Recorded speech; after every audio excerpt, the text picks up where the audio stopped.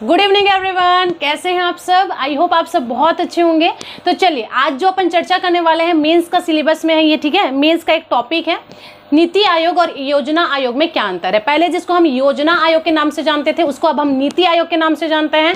तो देखो, कोई भी जब परिवर्तन होता है तो तब परिवर्तन तभी होता है जब आवश्यकता होती है। एक कहावत है ना, आवश्यकता ही परिवर्तन को जन्म लेता है, ठीक है, या आवश्यकता ही आविष्कार को जन्म देता है। वैसे ही वाला सेम चीज है, परिवर्तन हुआ है मतलब कुछ ना कुछ कमियां रही होंगी, उस कमियों को दूर करने के लिए ही जो योजना आयोग है उसका नाम बदल करके नीति आयोग रखा गया। मेंस का सिलेबस में है, बहुत ज्यादा इंपॉर्टेंट टॉपिक है। इन सभी टॉपिक पर अपन क्या करने वाले हैं, चर्चा करने वाले हैं, ठीक है।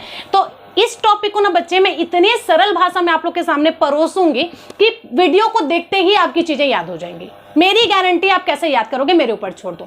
आपको कुछ याद करने की कोशिश नहीं करना है, आपको सिर्फ जितना मैं बोलते जाऊंगी ना आप सिर्फ सुनो, एकदम शांति से ना आपको सिर्फ सुनना है, रटना भी नहीं है उसको, याद भी नहीं करना है उसको, आपको सिर्फ सुनना है जो मैं पढ़ा रही हूँ। और ये टॉपिक आपका इतने आराम से क्लियर हो जाएगा कि आप बिल्कुल आराम से बना सकते हैं। चीजें क्लियर हैं? तो योजना आयोग और नीति आयोग अपने को पढ़ना है। चलिए क्लास स्टार्ट करें फिर हमारा।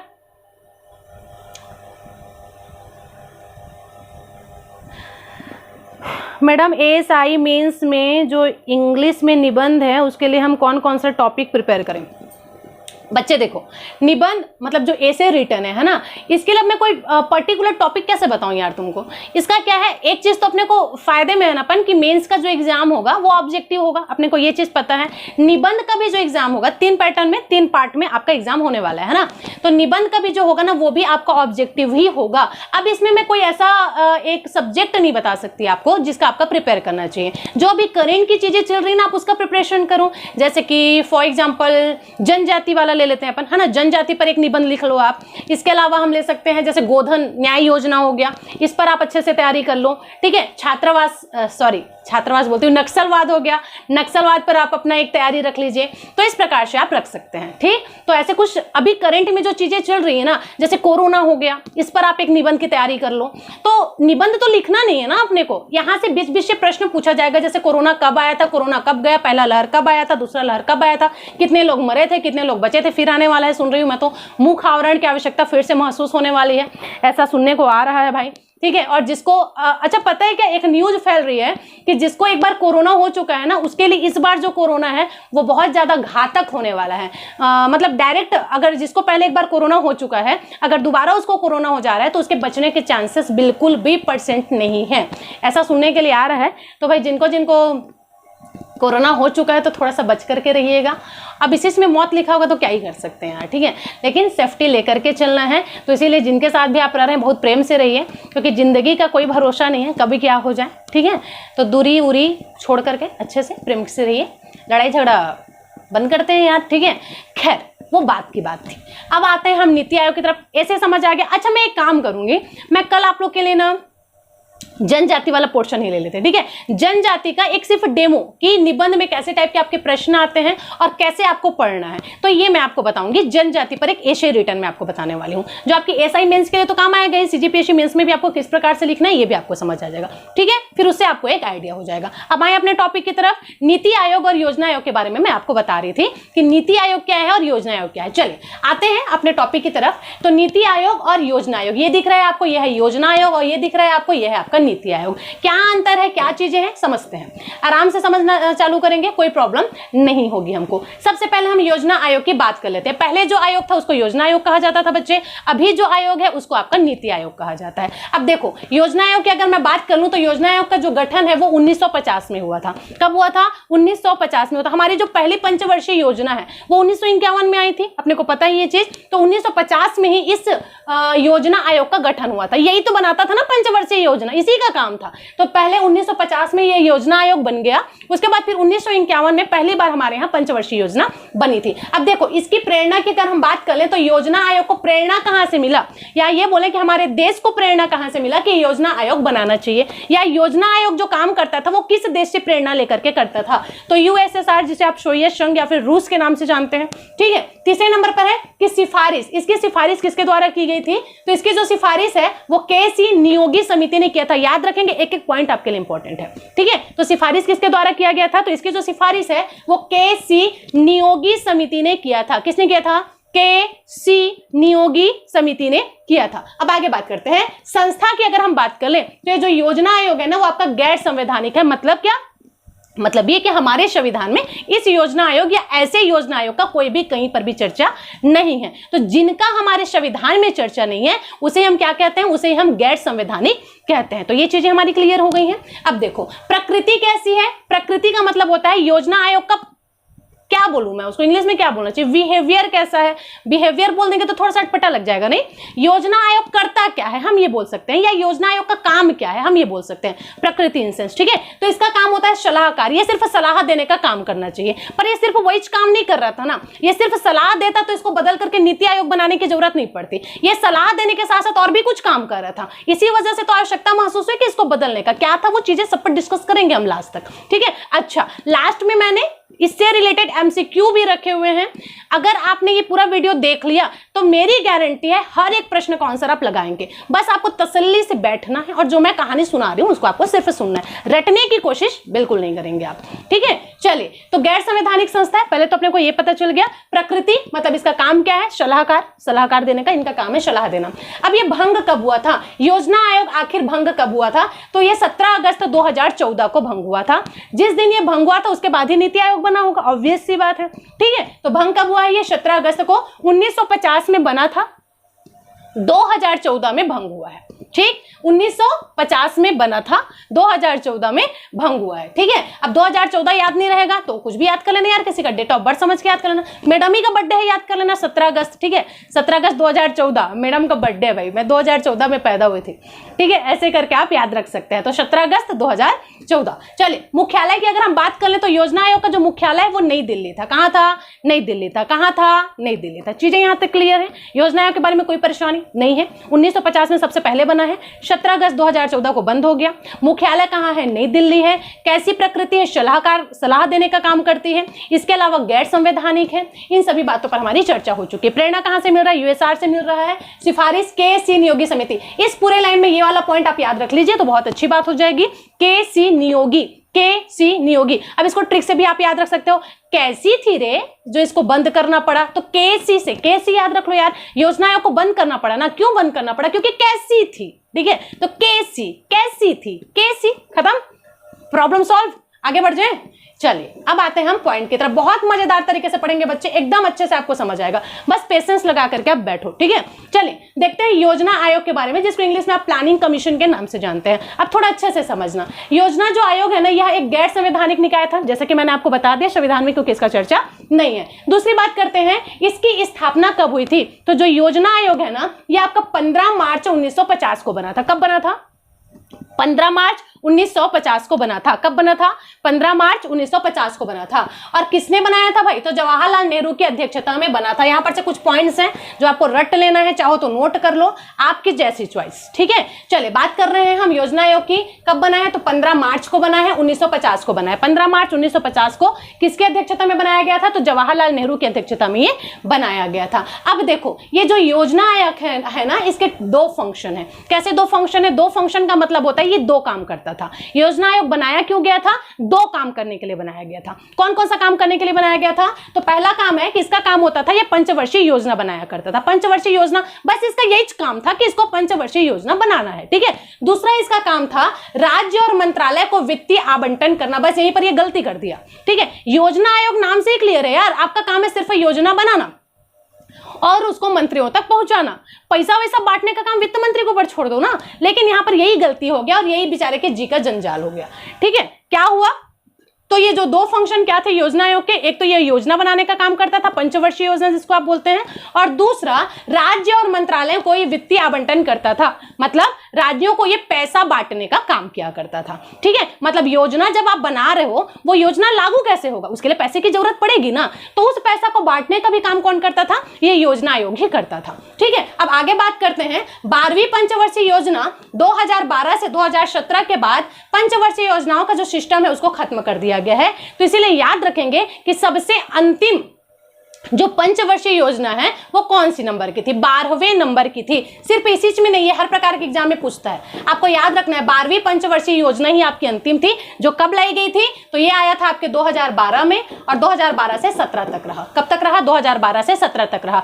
कुछ बच्चे पूछते हैं मुझसे कि मैडम क्या 13वीं पंचवर्षीय 14वीं नहीं आएगी? यहां से आंसर मिल गया ना आपको। अब ये सिस्टम को ही बंद कर दिया गया है, क्योंकि अब योजना आयोग ही खत्म कर दिया गया है।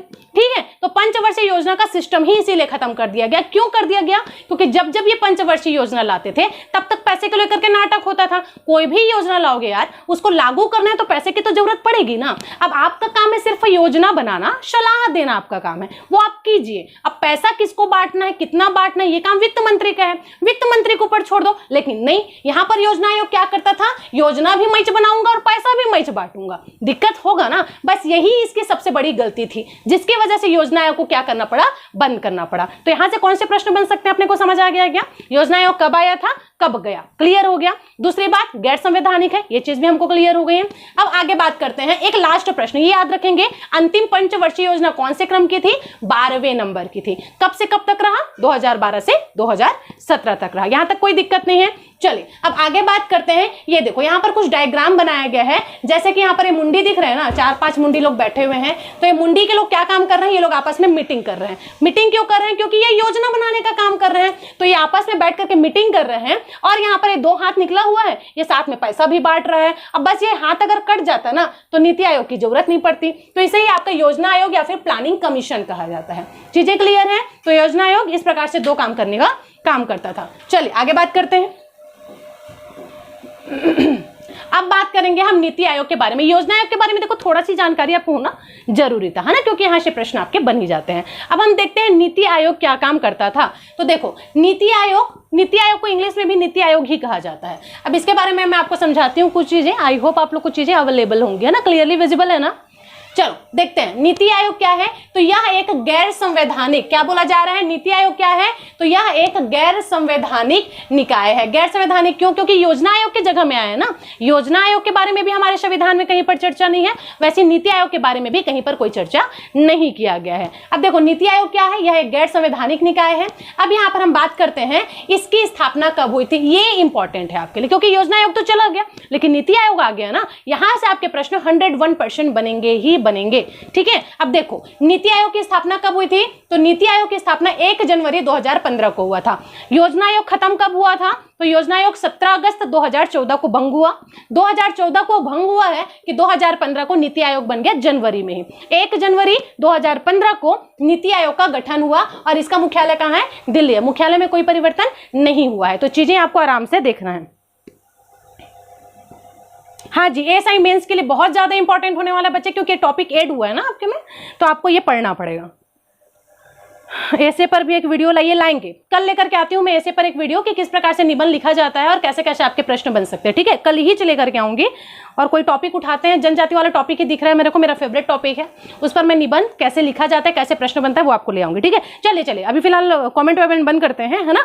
थोड़ा सा आप इसको समझ लो अच्छे से, कॉन्सेप्ट आपको क्लियर हो जाना चाहिए, फिर आगे बात करेंगे। चलिए देखते हैं। तो इसकी स्थापना कब हुई थी? 1 जनवरी 2015 को हुआ था। मुख्यालय कहाँ है नीति आयोग का? दिल्ली है। गैर संवैधानिक संस्था है, ये भी आपने याद रखना है। देखो भारत सरकार का मुख्य थिंक टैंक है, ये आपको याद रखना है। प्रश्न में डायरेक्ट पूछ लेगा कि भारत सरकार का क्या थिंक टैंक कौन है, तो आपको याद रखना है भारत सरकार का मुख्य थिंक टैंक आपका नीति आयोग है। थिंक टैंक का मतलब क्या होता है? टैंक जो कि थिंक से भरा हुआ है, मतलब ये जो आपका आयोग है ना, इसमें बड़े से बड़े विशेषज्ञों को रखा जाता है, जो कि इसरो वगैरह में साइंटिस्ट रह चुके हैं, ऐसे विशेषज्ञ को इसमें शामिल किया जाता है। तो इनके पास, जिसके पास सोचने समझने की शक्ति बहुत ज्यादा होती है, जिसको हम समझते हैं कि हमारे देश को चलाने के लिए सलाह बिल्कुल ये दे सकते हैं। हम जैसे लोगों को ले लेंगे तो हम तो ऐसे ही डुबा देंगे। ठीक है, तो ऐसे बड़े बड़े लोगों को यहाँ पे रखा जाता है ताकि ये अपने सोचने समझने शक्ति का प्रयोग करें और हमारे देश को सही तरीके से चलाने में क्या करें, थोड़ा सा गाइडलाइन दे। क्लियर है चीजें? तो यहाँ से प्रश्न पूछ लेगा कि भारत सरकार का मुख्य थिंक टैंक किसे कहा जाता है? नीति आयोग को कहा जाता है। चीजें क्लियर है? आगे बात करते हैं। अब देखो यहाँ पर कुछ पॉइंट्स है जिसकी तरफ मैं आपका नजर ले जाना चाह रही हूँ, समझना चीजों को, है ना। इस आयोग का प्राथमिक कार्य सामाजिक आर्थिक मुद्दों पर सरकार को सलाह देने का है, ताकि सरकार ऐसी योजना का निर्माण करे जो कि लोगों के हित में हो। आ गया क्या बात समझ में? अंतर यहीं पर दिख गया अपने को। नीति आयोग का काम क्या है? तो जो नीति आयोग है उसका प्राथमिक कार्य, पहला काम उसका यह है कि जो सामाजिक और आर्थिक मुद्दे हैं देश के, भारत देश के जो सामाजिक और आर्थिक मुद्दे हैं, इन पर सलाह देने का काम कौन करता है? नीति आयोग करता है। आया क्या बात समझ में? पैसा वैसा बांटने का काम वित्त मंत्री ही करेगा। निर्मला सीतारमैया के पेट पर लात मार रहे थे ये लोग, ठीक है, इसी वजह से योजना आयोग को बंद करवा दिया गया था। आगे बात समझ में? चलिए अब ये देखो, ये फिर से आ गया आपका ये नीति आयोग है भाई, ठीक है। यहाँ पर ऐसे जो 2 हाथ निकला हुआ था जो कि यहाँ पर पैसा दे रहा था, वो पैसा को अब खत्म कर दिया गया है और ये पैसा के चक्कर में ही दूसरा आयोग बनाने की जरूरत पड़ी थी। ये भी अपने को समझ आ चुका है। चलिए आगे बात करते हैं। तो नीति आयोग को ही थिंक टैंक कहा जाता है, ये अपने को समझ आ गया है ना। अब देखिए यहाँ पर कुछ और पॉइंट्स है। नीति आयोग को 2 हब्स में बांटा गया है। एकदम अच्छा से समझना इस पॉइंट को बच्चे, है ना, बहुत आराम से चीजों को आपको समझना पड़ेगा। नीति आयोग इसको 2 हब्स में बांटा गया है। किसमें बांटा गया है? 2 हब्स में बांटा गया। अब 2 हब्स में बांटा गया, इसका क्या मतलब है तो समझो। सबसे पहले को टीम इंडिया हब कहा जाता है और जो दूसरा है उसको नॉलेज एंड इनोवेशन हब कहा जाता है। पहले को क्या कहा जाता है? टीम इंडिया हब कहा जाता है और दूसरे को नॉलेज हब इनोवेशन कहा जाता है। नहीं, चलिए तो नॉलेज एंड इनोवेशन हब के नाम से हम जानते हैं। अब समझो इस चीज को, टीम इंडिया हब और नॉलेज एंड इनोवेशन हब में अंतर क्या है? तो समझना, राज्यों और केंद्रों के बीच में समन्वय स्थापित करना है। मैं आपको समझा रही हूं नीति आयोग के काम। तो नीति आयोग के काम को ना 2 भागों में बांट दिया गया है, ठीक है। बस सिंपल से भाषा में समझो, नीति आयोग के काम को 2 भागों में बांट दिया है। एक काम क्या करता है? तो एक काम है इसका राज्य और केंद्र के बीच जो समन्वय स्थापित करके रखना। क्या होता था ना, राज्य और केंद्र के बीच में चीजों में बहुत ज्यादा लड़ाई होता था, टॉप बॉटम, बॉटम टॉप वाला लेकर के लड़ाई हुआ करता था। तो इनके बीच में एक सामंजस्य स्थापित करके रखना, इसकी वजह से जो बनाया गया एक हब, उसको टीम इंडिया हब कहते हैं। टीम इंडिया का काम होगा कि राज्य और केंद्र के बीच में वो समन्वय स्थापित करके रखे। और जो दूसरा काम है उसका जो इंचार्ज है वो नॉलेज एंड इनोवेशन हब को दिया गया। नॉलेज एंड इनोवेशन हब नाम से ही अपने को क्लियर है कि नीति आयोग को बेहतर बनाने का ये काम करेंगे, नया नया इनोवेशन करेंगे। इनके पास नॉलेज का भरमार होगा, सोचने समझने की शक्ति ज्यादा होगी। तो ये क्या काम करेगा? तो यह नीति आयोग को और ज्यादा बेहतर बनाने का काम करेगा। तो आपको समझ आया क्या? नीति आयोग को काम को अच्छे से प्रोसेस करने के लिए इसको 2 भागों में बांट दिया गया है। एक जो है वो है आपका इंडिया हब। ये क्या काम करेगा? तो राज्य और केंद्र सरकार के बीच एक सामंजस्य स्थापित करके रखेगा। दूसरा काम मैंने क्या बताया? Knowledge and innovation hub. ये क्या काम करेगा? यही जो है वो अपने नॉलेज को डाल डाल करके नीति आयोग को और बेहतर बनाने की कोशिश करेगा, क्योंकि नीति आयोग बेहतर बनेगा तभी तो सारी योजनाएं बेहतर बनेंगी ना, और सारी योजनाएं बेहतर बनेंगी तभी तो हमारा देश अच्छे से चलेगा। क्या? तो ये सारी चीजें यहां पर क्लियर की गई हैं, ठीक है। चलिए आगे बात करते हैं। नेक्स्ट है हमारा नीति आयोग की संरचना की हम बात करते हैं। नीति आयोग की संरचना कैसी है? अब नीति आयोग जब बना रहे हो तो आपको पता तो होना चाहिए ना कि इस आयोग में कितने सदस्य रहते हैं, कौन कौन रहते हैं, किस किस प्रकार से रहते हैं। तो समझना, नीति आयोग की अगर हम संरचना की बात करें तो सबसे पहले तो इसमें एक अध्यक्ष रहता है भाई, और जो अध्यक्ष रहेगा वो कौन रहेगा? तो नीति आयोग का अध्यक्ष प्रधानमंत्री होता है। कौन होता है नीति आयोग का अध्यक्ष? प्रधानमंत्री होता है। कौन होता है? प्रधानमंत्री होता है। पहली बात ये क्लियर हो गई हमारी।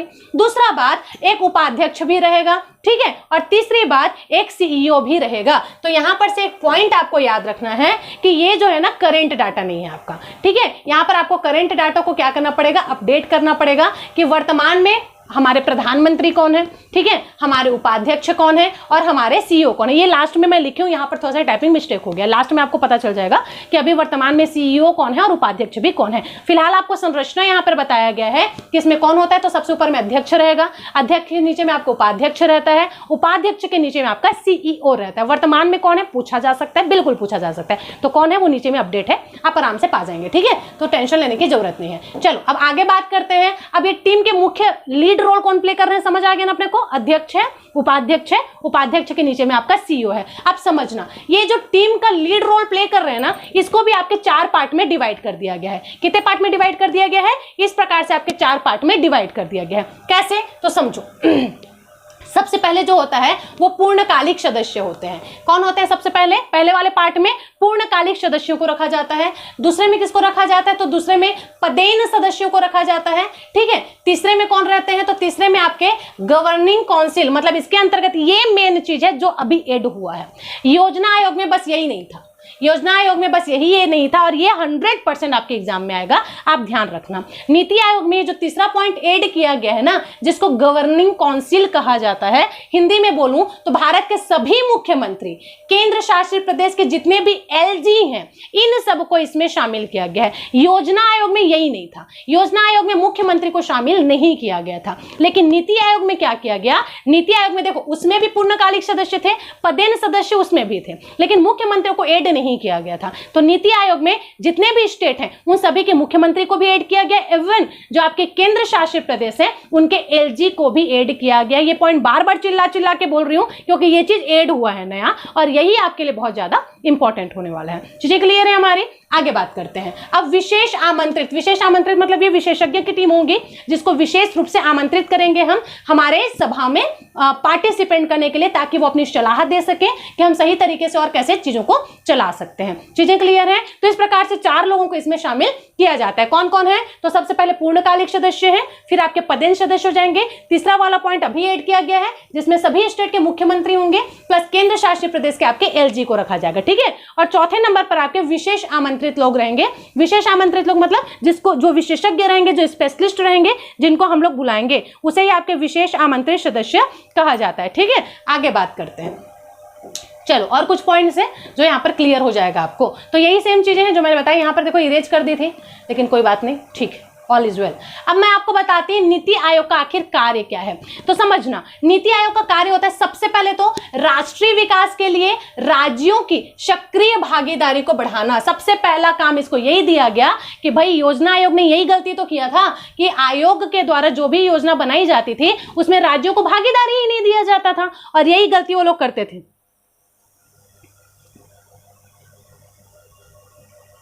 हाँ, इसीलिए ये परिवर्तन किया गया, ठीक है। यही कुछ कमियां थी बच्चे, परिवर्तन इसीलिए तो किया जाता है ना क्योंकि कुछ कमियां होती हैं। चलिए, तो इसका काम क्या है? तो राष्ट्रीय विकास के लिए राज्यों की सक्रिय भागीदारी को बढ़ावा देना है। दूसरा, भारत में ग्राम स्तर पर योजना बनाने के लिए तंत्र को विकसित करना है। अब यहाँ पर नीति आयोग बोल दिया मतलब सिर्फ केंद्र और राज्य के लिए काम नहीं करेगा ना, ये इसका काम यह है कि ऐसी योजनाएं बनाएगा जो कि ग्राम स्तर पर भी योजना लाए ताकि ग्राम भी विकसित हो सके आपका, ठीक है। तीसरा है, केंद्र तथा राज्य को राष्ट्रीय और अंतरराष्ट्रीय मुद्दों पर यह तकनीकी सलाह भी देगा। क्यों नहीं देगा? साइंटिस्ट लोग भी तो है ना इसमें, स्पेशल लोगों को आमंत्रित किया जाएगा, मतलब क्या समझे, विशेषज्ञ होंगे उनको शामिल किया जाएगा। तो जब विशेषज्ञ साइंटिस्ट है तो तकनीकी क्षेत्र में कैसे सलाह नहीं देंगे भाई। तो यही चीज है, नीति आयोग क्या क्या काम कर रहा है समझ आ गया। एक तो राष्ट्रीय विकास के जो भी मुद्दे हैं उसमें बराबर से राज्यों की भागीदारी करेगा। दूसरा काम, ग्राम का भी विकास हो, इसके लिए भी इसको योजना बनाना है।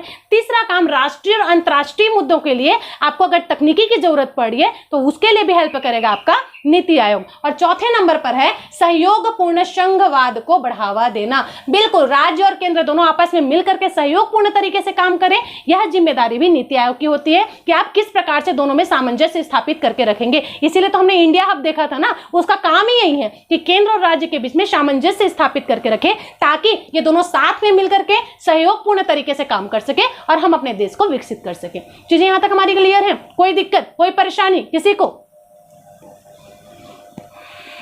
नहीं है ना? चलिए आगे बढ़ते हैं। देखिए यहाँ पर फिर से वही सेम चीजें हैं, दूसरे स्ट्रक्चर के साथ यहाँ पर प्रस्तुत किया गया, ठीक है।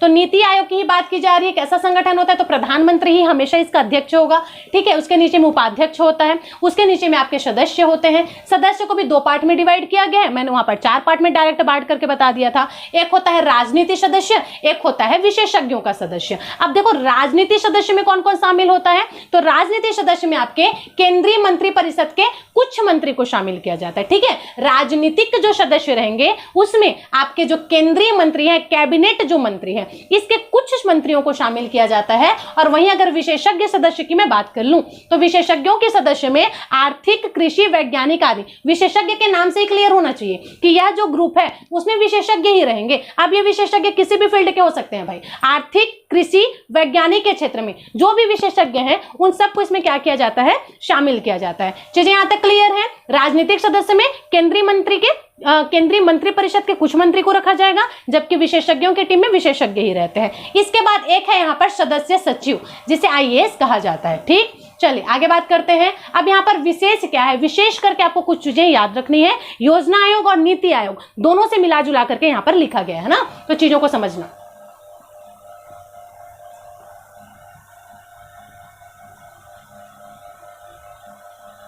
चलो देखो, सबसे पहले प्रथम अध्यक्ष कौन थे, तो इसके जो प्रथम अध्यक्ष हैं वो पंडित जवाहरलाल नेहरू थे। हमने शुरू में ही देखा है ना, जवाहरलाल नेहरू की अध्यक्षता में ही 1950 में योजना आयोग का गठन किया गया था। योजना आयोग की बात हो रही है। दूसरे नंबर पर पहले उपाध्यक्ष कौन बने थे उसके, तो पहले उपाध्यक्ष थे गुलजारी लाल नंदा। कौन बने थे भाई, गुलजारी लाल नंदा। तीसरे नंबर पर अंतिम उपाध्यक्ष कौन बने, प्रथम उपाध्यक्ष गुलजारी लाल नंदा थे। और योजना आयोग जिस टाइम पर भंग हुआ उस टाइम पर अंतिम उपाध्यक्ष कौन थे, क्योंकि अध्यक्ष तो प्रधानमंत्री ही रहेगा, इसमें तो कोई दो मत वाली बात नहीं है। अंतिम उपाध्यक्ष था आपका मोंटेक्सी अहुलवालिया, ये आप याद रख सकते हैं। योजना आयोग का अंतिम उपाध्यक्ष कौन था, तो ये थे आपके मोंटेक्सी अहुलवालिया, मोंटेक्सी अहुलवालिया। और पहले कौन थे, तो याद रखना है गुलजारी लाल नंदा। अब देखो 12वीं पंचवर्षीय योजना अंतिम थी, ये मैं आपको बता चुकी हूं, उसके बाद कोई पंचवर्षीय योजना नहीं बनी है। नीति आयोग द्वारा योजना आयोग को बदलने से पहले 2012 से 2017 की अवधि के लिए बनाया गया था। तो यह प्रश्न आपके डायरेक्ट प्रश्न में आ सकता है कि नीति आयोग योजना आयोग को जब नीति आयोग में कन्वर्ट किया गया उस टाइम पर कौन सी पंचवर्षीय योजना चल रही थी, तो उस टाइम पर आपका 12वीं पंचवर्षीय योजना चल रहा था, जिसका टाइमिंग पीरियड एकदम सिंपल है, 2012 से 17 तक का चल रहा था। चीजें क्लियर हैं।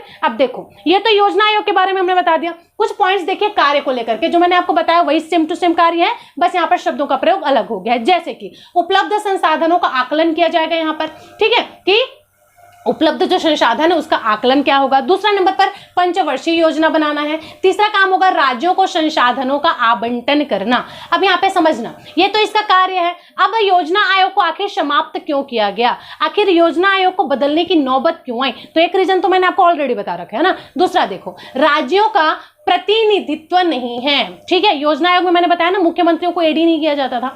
दूसरा बोल रहा है कार्य प्रणाली टॉप टू बॉटम थी। अभी टॉप टू बॉटम थी, इसका क्या मतलब है, इसका मतलब मैं समझाती हूं आपको। टॉप टू बॉटम का मतलब ये होता है बच्चे, जैसे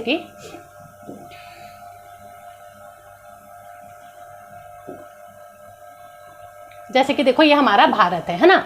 अब यहाँ पर बहुत सारे स्टेट है यार, हमारे बहुत सारे स्टेट, ये सब स्टेट है, ये सब राज्य हैं, राज्य से मिलकर ही तो हमारा भारत बना हुआ है। और यहाँ पर है हमारा केंद्र, कौन है, ये सेंटर है, ठीक है। अब क्या हो रहा है, केंद्र में जो बैठा हुआ है योजना आयोग, ये क्या काम करेगा, ये भारत के सभी स्टेट के लिए योजना बनाने का काम करेगा, ठीक। भारत के सभी राज्य के लिए क्या करेगा, केंद्र के लिए तो बनाएगा ही बनाएगा, भारत के सभी राज्य के लिए भी योजना बनाने का काम करेगा। अब एक बात समझना, सभी राज्य के लिए आप योजना बना रहे हो, लेकिन उस राज्य के मुख्यमंत्री को ही शामिल नहीं कर रहे हो उसमें, क्योंकि योजना आयोग में मुख्यमंत्रियों को शामिल नहीं किया जाता था। यही नया चीज ऐड हुआ है, मैंने बताया ना। तो अब मान लीजिए आपने जो भी योजना बनाया है और जिसको आपने राज्य में एक्टिवेट भी किया है, तो वह जो योजना है वो उस राज्य में अच्छे से काम कर रहा है या नहीं कर रहा है, या उस योजना का कोई साइड इफेक्ट हो रहा है, या वहां की जनता को कोई प्रॉब्लम हो रही है, कोई परेशानी हो रही है। जनता को कोई परेशानी होगा तो राज्य के वो मुख्यमंत्री को बताता है, फिर वो मुख्यमंत्री है जो कि केंद्र में बताता है। लेकिन योजना आयोग में तो मुख्यमंत्री को ही आपने शामिल नहीं किया था, तो राज्य में जो प्रॉब्लम्स हो रही हैं उनको कैसे सॉल्व करोगे आप, कौन बताएगा आपको, क्योंकि मुख्यमंत्री तो शामिल है ही नहीं है। तो इसी को टॉप टू बॉटम कहा गया। ये ऊपर वाला हिस्सा आपका टॉप कहलाता है, और ये क्योंकि नीचे जा रहा है इसे ही बॉटम कहा जाता है। तो समझ आए टॉप टू बॉटम का प्रोसेस क्या है, यही है। तो कार्य प्रणाली कैसी थी, टॉप टू बॉटम थी। ऊपर वाला बॉटम में कार्य को तो भेजता था, पर बॉटम वाला टॉप तक कैसे पहुंचे, टॉप वाला तो बॉटम तक पहुंच जा रहा है, पर बॉटम वाला टॉप तक नहीं पहुंच पा रहा था। तो टॉप टू बॉटम की कार्य प्रणाली थी, जिस वजह से योजना आयोग को समाप्त किया गया। चीजें हमारी क्लियर हो गई ना। अब क्या हुआ है, नीति आयोग आया है, तो यही जो कार्य प्रणाली है ना, ये बॉटम टू टॉप हो गई है। कैसी होगी, प्रश्न में पूछ देगा, याद रखना, बॉटम टू टॉप हो गई है, क्योंकि अब हर जगह के मुख्यमंत्री को ऐड किया गया है। अब कोई भी राज्य में कोई भी परेशानी होगी, मुख्यमंत्री सीधा जाकर के डायरेक्ट सेंटर से बात कर सकता है, केंद्र से आपका बात कर सकता है। आया क्या समझ में चीजें। चलिए आगे बात करते हैं। वर्तमान आवश्यकता अनुसार नहीं है, तो उस टाइम की वर्तमान आवश्यकता, उस टाइम की जो आवश्यकता थी वो पुरातात्विक थी, मतलब पुराने जमाने में जैसी व्यवस्था की जाती थी वैसी थी। वर्तमान में क्या चाहिए अपने को, वर्तमान में हर राज्य के मुख्यमंत्री को शामिल करना आपको जरूरी है, ताकि हमको क्या चाहिए वो मुख्यमंत्री आपको बता सके। तो इसके समापन के 3 कारण समझ आ गया आपको। पहला तो राज्यों को प्रतिनिधित्व नहीं दिया गया था, टॉप टू बॉटम की व्यवस्था थी, कार्यप्रणाली थी, और तीसरा वर्तमान में जैसी चाहिए वैसी कार्यप्रणाली नहीं थी। इसी वजह से क्या किया गया, योजना आयोग को आपका समाप्त किया गया और नीति आयोग को यहाँ पर लाया गया। चलिए आगे बात कर लेते हैं। अब देखिए नीति आयोग के बारे में यहाँ पर जो मैं बता चुकी वही सेम चीज लिखा हुआ है। 1 जनवरी 2015 को योजना आयोग के स्थान पर केंद्रीय मंत्रिमंडल के एक संकल्प पर नीति आयोग का गठन किया गया था। ये आपका नीति आयोग है, आपको दिख रहा है अच्छे से। नीति आयोग की प्रशासनिक संरचना की बात कर ले तो ये मैं आपको ऑलरेडी बता रखी हूँ। इसमें 2 अध्यक्ष हैं, वो प्रधानमंत्री ही होते हैं हमेशा, ठीक है। दूसरा उपाध्यक्ष तो प्रधानमंत्री के द्वारा नियुक्त होता है। ये डायरेक्ट ऑब्जेक्टिव में बन जाएगा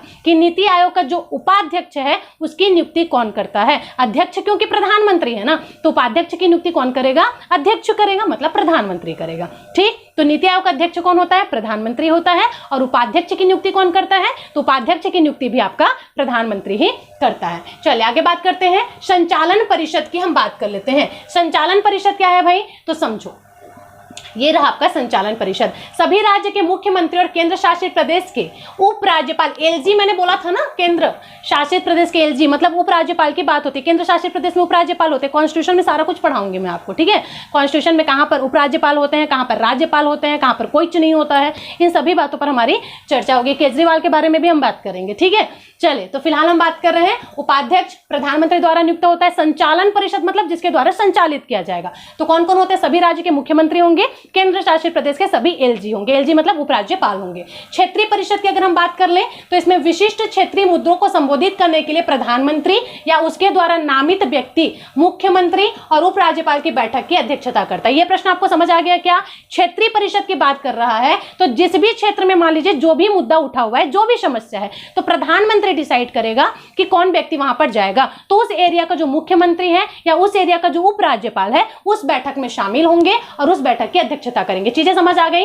तो विशिष्ट क्षेत्रीय मुद्दों को संबंधित करने के लिए प्रधानमंत्री होगा या उसके द्वारा नामित व्यक्ति मुख्यमंत्री और उपराज्यपाल की बैठक की अध्यक्षता करता है। आया समझ में। तो इस क्षेत्रीय जो बैठक होगा उसका अध्यक्षता कौन करेगा, तो प्रधानमंत्री जो व्यक्ति को नामित करेगा वो अध्यक्षता करेगा। और बैठक किसकी होगी, तो जिस क्षेत्र में समस्या उत्पन्न हुई है उस क्षेत्र के मुख्यमंत्री और राज्यपाल की बैठक होगी। उसका अध्यक्षता कौन करेगा, प्रधानमंत्री ने जिस व्यक्ति को नामित किया है वो उसकी अध्यक्षता करेगा। चीजें क्लियर है यहां तक, कोई दिक्कत नहीं है। चलिए अब देखो तदर्थ सदस्यता क्या होता है। तदर्थ सदस्यता मतलब एक शब्द में आप समझ सकते हैं विशेषज्ञों की बात हो रही है। तो यह जो ग्रुप होता है ना, ये विशेषज्ञों की ग्रुप होता है। किसका होता है, जितने भी विशेषज्ञ लोग हैं वो इस समूह में शामिल होते हैं। जैसे अग्रणी अनुसंधान संस्था से बारी बारी से 2 पदेन सदस्य आते हैं। मैंने बताया ना, इसरो के सदस्य को बुला लेंगे, डीआरडीओ के सदस्य को बुला लेंगे। तो ऐसे जितने भी बड़े बड़े विशेषज्ञों की टीम है वहां से 2-2 पदेन सदस्य को बुलाया जाता है इस तदर्थ सदस्यता में शामिल होने के लिए, जो कि सही तरीके से सलाह अपना दे सके और हमको बता सके कि किस प्रकार से नीति आयोग किस चीज के लिए कैसा योजना बनाए। चीजें हमारी क्लियर है। आगे बात करेंगे। अब हम बात करेंगे पदेन सदस्यता का। अब ये क्या लॉजिक है, तो प्रधानमंत्री द्वारा नामित केंद्रीय मंत्री परिषद के अधिकतम 4 सदस्य, ये पॉइंट आपको याद रखना है। पदेन सदस्यता की अगर बात कर ले, हमने देखा था ना, एक साइड पर आपके विशेषज्ञ की टीम थी, एक टाइम पर आपका राजनीतिक सदस्य थे। तो राजनीतिक जो सदस्य हैं कैबिनेट मंत्री के कुछ ही सदस्य होंगे, मैंने आपको यह बताया था। तो कुछ ही सदस्य में कितने सदस्य होंगे, 4 सदस्य होंगे भाई, जो कि आपका प्रधानमंत्री बताएगा कि वो 4 सदस्य कौन होंगे। ठीक, तो प्रधानमंत्री द्वारा नामित यही बताएंगे कि कौन है, जो केंद्रीय मंत्री परिषद के अधिकतम 4 सदस्य होंगे। कितने सदस्य, अधिकतम 4 सदस्य। कैबिनेट मंत्री बोल दो या केंद्रीय मंत्री परिषद बोल दो, इसके कितने सदस्य रहते हैं, 4 सदस्य रहते हैं। चले अब मुख्य कार्यकारी अधिकारी जिसको हम बोलते हैं सीईओ, क्या बोलते हैं इसको, सीईओ, इसी को हिंदी में मुख्य कार्यकारी अधिकारी कहते हैं। चले तो भारत सरकार का सचिव जिसे प्रधानमंत्री द्वारा एक निश्चित कार्यकाल के लिए नियुक्त किया जाता है। आया क्या समझ में, तो सीईओ की बात हो रही है तो भारत सरकार का ये सचिव होता है भाई। सीईओ कौन होता है, तो भारत सरकार का सचिव होता है जिसको प्रधानमंत्री नियुक्त करता है एक निश्चित कार्यकाल के लिए। तो अपने को एक चीज तो यहां पे समझ आया कि नीति आयोग का पूरा जो बागडोर है वो प्रधानमंत्री के हाथ में ही होता है। ठीक है, अब देखो तो एक निश्चित कार्यकाल के लिए प्रधानमंत्री नियुक्त करते हैं ना, इसको यह पॉइंट आपने ध्यान रखना है। अब विशेष आमंत्रित में क्या है, मैंने बताया था ना, विशेष आमंत्रित सदस्यों को बुलाया गया है। तो प्रधानमंत्री द्वारा नामित विभिन्न क्षेत्र के विशेषज्ञों को यहां पर बुलाया जाता है। अब ये कोई भी क्षेत्र के हो सकते हैं, आर्थिक क्षेत्र के हो सकते हैं, कृषि क्षेत्र के हो सकते हैं, जिस भी क्षेत्र का जो नामित व्यक्ति होगा उसको जो प्रधानमंत्री है वो आमंत्रित कर सकता है। चीजें हमारी यहाँ तक क्लियर हो गई क्या? तो कौन कौन से क्षेत्र में कौन कौन से सदस्यों को शामिल किया जाता है, कैसे कैसे शामिल किया जाता है, सीईओ का कार्यकाल, प्रधानमंत्री एक निश्चित समय के लिए चुनता है, ये सभी चीजें हमारी बात हो गई। आगे बात करते हैं, कोई दिक्कत नहीं है यहाँ तक, एक बार और वीडियो को देख लेना, बहुत आराम से समझ आ जाएगा। और मैं तो आपको सजेस्ट करूंगी कि नोट्स जरूर से आप बना लो अगर आप एसआई मेंस लिखने जा रहे हो तो, और नहीं भी जा रहे हो तो सीजीपीएससी मेंस में भी ये काम आने वाला है आपका, ठीक है। इसी वजह से आपको याद रखना पड़ेगा। चलिए आगे बात करते हैं। आप देखो नीति आयोग के 2 प्रमुख अब बता चुकी ना यार ये तुम्हें। टीम इंडिया हब हो गया जो कि क्या काम करता है, तो राज्य और केंद्र के बीच में सामंजस्य बनाने का काम करता है। और दूसरा जो होता है वो नॉलेज हब है, जहां पर जितने भी विशेषज्ञ हैं उनकी टीम होती है, जो नीति आयोग को और कैसे बेहतर आप बना सकते हो इस चीज का सजेस्ट करता है। बस वही सारी चीजें हैं, ठीक है। चलिए आगे बात करते हैं। अब यहाँ पर नीति आयोग और योजना आयोग में कुछ अंतर बताया गया है। क्या अंतर बताया गया है? तो देखो वही चीजें हैं। सबसे पहले तो जो नीति आयोग है यह एक सलाहकार, ठीक है, ये आप लोग को नहीं दिख रहा होगा मेरे ख्याल से, और अगर दिख रहा होगा तो अच्छी बात है यार, मैं थोड़ा सा जूम करने की कोशिश इसको कर देती हूँ। चलो ठीक है, देखो यह एक सलाहकार थिंक टैंक के रूप में काम करता है। कौन करता है? नीति आयोग करता है। जबकि योजना आयोग इसे एक संवैधानिक निकाय के रूप में कार्य किया था, जबकि इसे एक दर्जा, ऐसा कोई दर्जा नहीं मिला था, मतलब योजना आयोग को कोई थिंक टैंक वैंक नहीं बोला जाता था। दूसरा, नीति आयोग यह सदस्यों की व्यापक विशेषज्ञता पर बल देता है, मतलब इसमें विशेषज्ञों की टीम होती है। यह सरकारी संघवाद की भावना पर कार्य करता है, क्योंकि यह राज्यों की समान भागीदारी सुनिश्चित करता है। संघवाद का मतलब ही ये होता है कि केंद्र और राज्य के बीच में सामंजस्य स्थापित करना। तो संघवाद पर काम कौन करता है? नीति आयोग करता है। प्रधानमंत्री द्वारा नियुक्त सचिव को सीईओ के रूप में जाना जाता है। यह पॉइंट आप याद रखेंगे। प्रधानमंत्री जिस सचिव की नियुक्ति करती है उसे ही आप सीईओ के नाम से जानते हैं। चलिए आगे बात करते हैं। यह बॉटम अप अप्रोच पर कार्य करता है, याद रखना इस चीज को। नीति आयोग कौन से अप्रोच पर काम करता है? तो बॉटम टू अप, ठीक है, बॉटम टू अप बोल दो या बॉटम टू टॉप बोल दो, जैसा आप बोलना चाहो, इस अप्रोच पर काम करता है। मतलब नीचे वाले भी ऊपर वाले से मिल सकता है, ठीक है। जबकि योजना आयोग टॉप टू बॉटम पर काम करता था, नीचे वाले मिल ही नहीं सकते थे, लेकिन अब बॉटम वाले ऊपर से आकर के मिल सकते हैं, ठीक। इसकी नीतियां लागू करने का अधिकार नहीं है, मतलब ये जो नीति आयोग है ये योजना सिर्फ बना सकता है, लागू करने का अधिकार इसके पास नहीं है। ये सलाह देगा, पर हम मानेंगे कि नहीं वो हमारे ऊपर है। आया समझ में? नेक्स्ट है, इसे धन आवंटित करने की शक्तियां नहीं है, जो वित्त मंत्री पर नहीं था। यही कारण है योजना आयोग को हटाने का, क्योंकि योजना आयोग क्या करता था? सलाह तो बनाता ही बनाता था, साथ में पैसा बांटने का काम भी खुद करता था। तो जो वित्त मंत्री का काम है, तो यार देखो जो काम जिसका है ना वो उसी को शोभा देता है, ठीक है। अब ऐसा नहीं है कि किसी की जगह में भी किसी को भी रख लोगे तो जरूरी क्या वो अच्छे से काम करके देगा। तो ये आपकी उम्मीद बिल्कुल हो सकती है कि बिल्कुल ये उसके जैसे में एकदम बराबर काम कर सकता है, पर गारंटी नहीं है कि वो वैसे ही काम करेगा। तो आप एक प्रकार से रिस्क ले रहे हैं ना, समय बर्बाद कर रहे हैं, और कुछ नहीं होने वाला। चलिए आगे बात करते हैं। अब देखो योजना आयोग की हम बात कर लें तो इसे एक संवैधानिक निकाय में बता चुकी मैं आप लोग को, है ना। यह समिति विशेषज्ञता पर निर्भर करती थी। इसकी वार्षिक योजना बैठकों में राज्यों की भागीदारी बहुत कम रहती थी। मैंने बताया राज्य के मुख्यमंत्री को ये लोग क्या नहीं करते थे? एड ही नहीं करते थे। फिर है आपका, सचिवों को सामान्य प्रक्रिया के माध्यम से नियुक्त किया जाता था। जो सचिव है यहाँ पर कौन कर रहा है? सीधा प्रधानमंत्री नियुक्त कर रहा है, ठीक है। जबकि यहाँ पर क्या होता था? इसके लिए एक प्रक्रिया होती थी कि सचिव कौन बनेगा और उसको कैसे नियुक्त करना है। नेक्स्ट है, यह टॉप डाउन अप्रोच पर काम करता था। तो जो योजना आयोग है वो टॉप डाउन, टॉप वाला नीचे पहुंचेगा पर नीचे वाला ऊपर नहीं पहुंच सकता, ठीक है। नेक्स्ट है, यह राज्यों के लिए नीतियां बनाता था और स्वीकृत परियोजनाओं के लिए धन आवंटित करता था। योजना भी बना रहा है, पैसा भी बांट रहा है। फिर इसे मंत्रालय और राज्य सरकारों को धन आवंटित करने की शक्तियां प्राप्त थी। यही गलती था, ठीक है। ये क्या करता था? राज्य और केंद्र सरकार के बीच में पैसा बांटने का काम करता था, मंत्री के बीच में पैसा बांटने का काम करता था। अब देखो ये अच्छा, अब वर्तमान की हम बात कर लेते हैं। तो योजना आयोग जब था तो उस टाइम पर प्रथम जो अध्यक्ष है वो प्रधानमंत्री नरेंद्र मोदी ही थे, ठीक है। दूसरी की हम बात कर लेते हैं। तो प्रथम उपाध्यक्ष कौन बने थे इसके? तो अरविंद पनगड़िया। नीति आयोग की बात हो रही है क्या? नीति आयोग की बात हो रही है, ठीक है। तो देखो प्रथम अध्यक्ष कौन बने थे? तो नीति आयोग का जो प्रथम अध्यक्ष है वो नरेंद्र मोदी जी बने थे, क्योंकि 2015 में अस्तित्व में आ चुका है ना।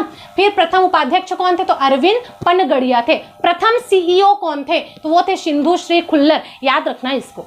नीति आयोग का पहला अध्यक्ष कौन बना? प्रधानमंत्री नरेंद्र मोदी बने थे। उपाध्यक्ष कौन बने थे? तो उपाध्यक्ष बने थे आपके अरविंद पनगड़िया, ठीक है। और उसके बाद फिर प्रथम सीईओ कौन बने थे? तो ये बने थे सिंधु श्री खुल्लर। कौन बने थे? सिंधु श्री खुल्लर बने थे। वर्तमान की हम बात कर लें तो अध्यक्ष हैं आपके प्रधानमंत्री नरेंद्र मोदी।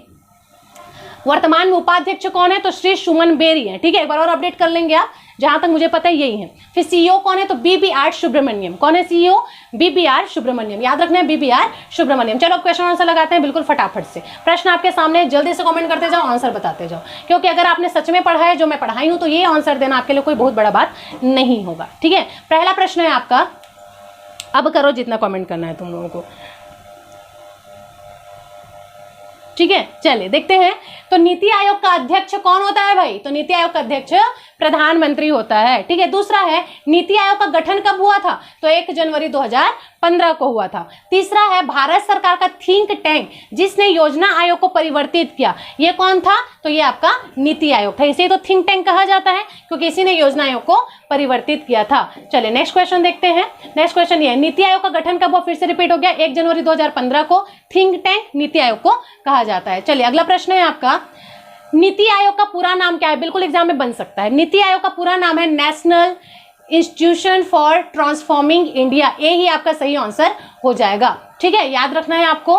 नेक्स्ट है आपका, नीति आयोग के उपाध्यक्ष की नियुक्ति कौन करता है? कौन करता है उपाध्यक्ष की नियुक्ति? प्रधानमंत्री करता है। हर किसी की नियुक्ति प्रधानमंत्री करता है इसमें। फिर है, योजना आयोग का नया नाम क्या रखा गया? तो योजना आयोग का जो नया नाम है वो नीति आयोग रखा गया है, ठीक। चलिए अगला प्रश्न है, निम्न में से कौन एक संवैधानिक निकाय नहीं है? निर्वाचन आयोग, वित्त आयोग, लोक सेवा आयोग, नीति आयोग। नीति आयोग भाई, नीति आयोग आपका संवैधानिक निकाय नहीं है क्योंकि संविधान में इसके बारे में कहीं पर भी कोई भी चर्चा नहीं किया गया है। फिर है आपका नेक्स्ट, नीति आयोग के बारे में निम्न में से कौन सा कथन सही नहीं है? तो पढ़ लो क्या कथन सही नहीं। इसका गठन योजना आयोग के स्थान पर किया गया, तो बिल्कुल सही है। इसमें एक पूर्णकालिक अध्यक्ष होता है, नहीं भाई, इसमें कोई पूर्णकालिक अध्यक्ष नहीं होता है क्योंकि इसकी अध्यक्षता तो प्रधानमंत्री करता है। अब प्रधानमंत्री तभी तक रहेगा जब तक उसकी सरकार रहेगी, तो बी ही आपका गलत हो जाएगा। तीसरा बोल रहा है, इसका गठन जनवरी 2015 में किया गया था, बिल्कुल सही है। यह सहकारी संघवाद के सिद्धांत पर आधारित है, ये भी सही है, ठीक है। तो बी आपका गलत हो जाएगा। इसमें एक पूर्णकालिक अध्यक्ष नहीं होता है क्योंकि इसकी अध्यक्षता प्रधानमंत्री करता है पूर्णकालिक समय के लिए, तो ये नहीं होता है ना। तो इस प्रकार से क्वेश्चन आंसर का सीरीज भी खत्म होता है और आई होप आपको क्लास बहुत ही मजेदार तरीके से समझ आया होगा। इतना अगर आप पढ़ लेते हैं ना तो योजना आयोग और नीति आयोग, यहां से इससे बाहर का तो कोई प्रश्न नहीं आने वाला है। तो जितना मैं बताई हूं बस एक बार इसको नोट्स बना लो, कॉन्सेप्ट अच्छे से मैंने समझा दिया है आपको। बस अब आप क्वेश्चन लगाना चालू कीजिए, आराम से आप क्वेश्चन कर पाएंगे और जो चीजें आपके भेजे में घुसाना था ऑलरेडी घुस चुका है, ठीक है। चलिए, तो अगर वीडियो पसंद आया तो लाइक कीजिए, शेयर कीजिए, कमेंट करके मुझे जरूर से बताइएगा कि आपको ये वीडियो कैसा लगा और ईमानदारी से अपने फ्रेंड्स के साथ भी शेयर करो क्योंकि वीडियो बिल्कुल फ्री है, सबको मिलना चाहिए। एसआई मेंस होने से पहले पहले सभी लोगों को ये वीडियो पहुंच जाना चाहिए। चीजें क्लियर है? चलिए तो मिलते हैं नेक्स्ट वीडियो में, तब तक के लिए thank you so much for watching this video. Thank you again, thank you.